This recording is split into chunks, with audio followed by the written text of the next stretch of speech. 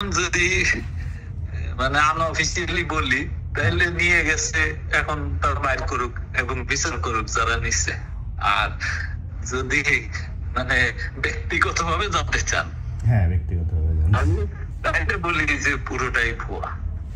স্বৈরাচারের পুলিশ লীগ তার special branch SB লীগের প্রধান ছিলেন অতিরিক্ত ডিআইজি মনিরুল ইসলাম।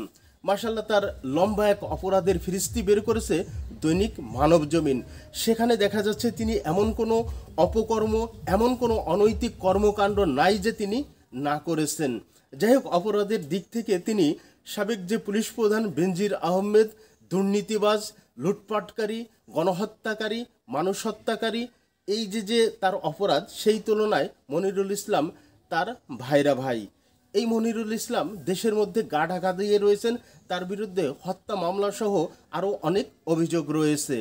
তারপরেও গতকাল দেখলাম গণমাধ্যমে তার একটি মোবাইলে দেওয়া সাক্ষাৎকার এসেছে, সেখানে তিনি বেসরকারি একটি টেলিভিশনকে সাক্ষাৎকার দিয়েছেন। সেই তার কথাবার্তায় বোঝা গেল তিনি খুব নিশ্চিন্তে এবং খুব হেসে হেসে কথা বলছেন। তার মানে তিনি খুব মানে রিল্যাক্সে রয়েছেন। তার কোনো টেনশন নেই, তার কোনো চিন্তা নেই। কারণ কি, তাকে কেন গ্রেপ্তার করা হচ্ছে না? সে তো সামাজিক যোগাযোগ মাধ্যমে অ্যাক্টিভ রয়েছে, তাকে গ্রেপ্তার কেন করতে পারছে না? নাকি তাকে ইচ্ছা করেই গ্রেপ্তার করা হচ্ছে না? আর এর থেকে এটাই আমরা বুঝতে পারি যে এখনও প্রশাসনে দখল করে রয়েছে স্বৈরাচারের দোসররা, এখনও প্রশাসনে বিস্তৃতভাবে ছড়িয়ে ছিটিয়ে রয়েছে স্বৈরাচারের দোসররা।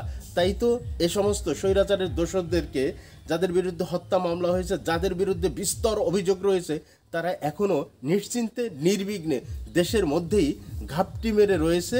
তাদের কে প্রশাসনই হয়তো সহযোগিতা করছে। তা না হলে এমন দুর্দর্শ স্বৈরাচারের দোসরদেরকে কেন গ্রেপ্তার করা হচ্ছে না?